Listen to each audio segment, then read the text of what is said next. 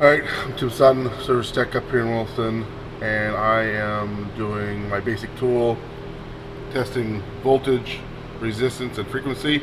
We're going to start with checking the voltage of the DAC.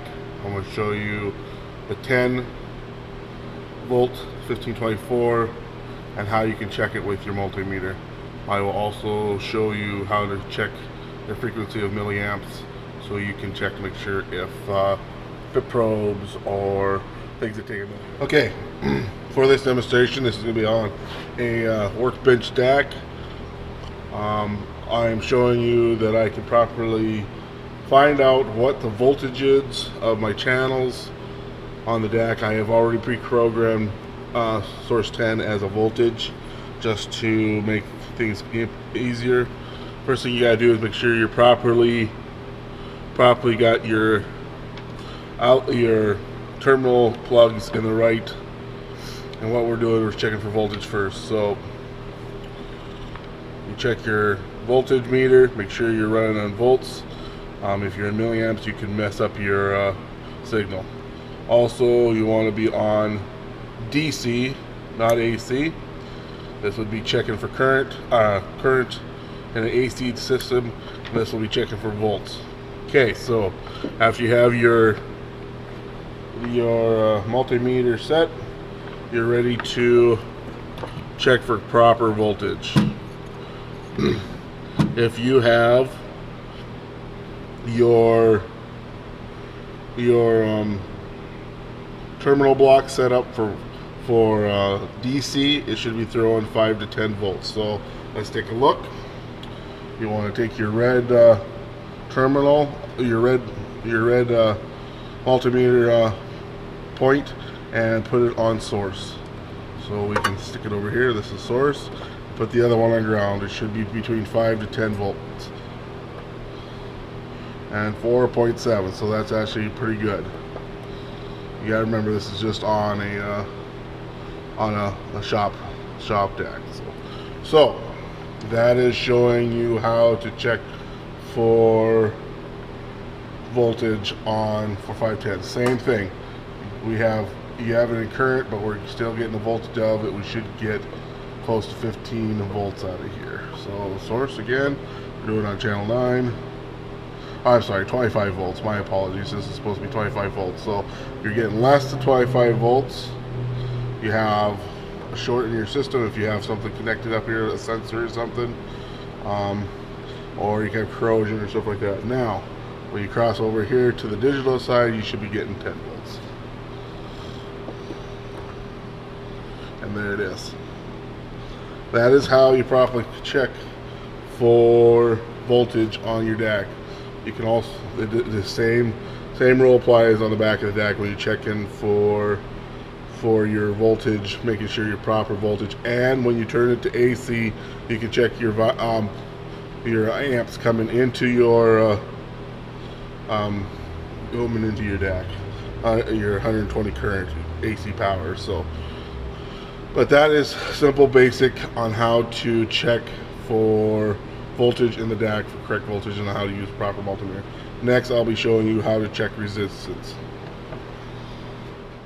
Okay, I'm going to show you how to check the resistance in a wire to see if you have a good fluid flow through your wire from point A to point B, and if this is also a good way of checking to see if you have a ground somewhere, or if you have two wires that are on the same system and you're getting resistance. For this basic demonstration, I'm just going to show you that how you check to make sure that you have full flow. So I should have a number of 0 come up, and I have it on a beep, so you can check. But you take your two terminals, also make sure that your terminals are in the right spot there.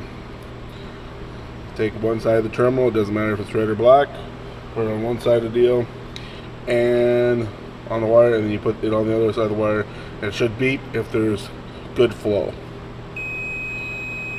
You should have a 0. If you have anything greater than 0, like in the 300s, you're probably getting resistance from another wire. For example, I have two wires hooked up like so, like maybe somewhere along the line, somebody put a red and green wire together and one side's corroded off, and you're trying to find the dead short or why it's not reading correctly at the sensor. So what you want to do is, let's say we're printing, we're at the PVT, we're checking one side of the wire, and we go over to check the other side of the wire, and let's say this is the green wire. Okay, we're going to get that, but we're also going to get it on another wire, which may be shorting out the whole system altogether. You could have corrosion on that wire and we're losing the voltage that we need. But this is how you check the flow in the wire with resistance and ohms. I use the beeper so you can tell that you're actually getting good flow. You can actually also go up to the ohm and it'll do the same thing. Just like that.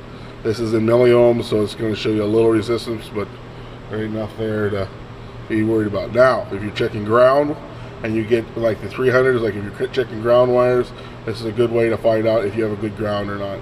See right there, I'm kind of just barely messing with the wire, showing me that I don't have a good enough ground because I'm not connected correctly with my wire. I'm just loose over here in my hand. That's why we're getting the high reading. If it was closer and it was good connection, again, it'll be 0. If I move it away or give it enough, it'll cause that to be high, and it's using my body as a resistance, so that's why I can move it away, because I'm conductive. But I don't have good ground because it's using my body as a ground source, and it's not connected to the wire, so it's trying to connect to the wire through my hand. So same thing with if you're out at the rig, you're not got a good enough ground, your metal's rusty or something, it's trying to connect to the rust, comparing my rust to my hand, and this could be a reading you're getting. So you take it off, you clean the rust off, and you can make a better connection, and that's how it should be. Technically, if I have it on the beeping here, I should be not getting a very good beep if I'm doing this. See, and it won't even show me resistance because I don't have enough to, I have no flow. It's one nice thing about the ohm is it shows you how much flow, what's causing the problem. So that is how you check the resistance of a wire.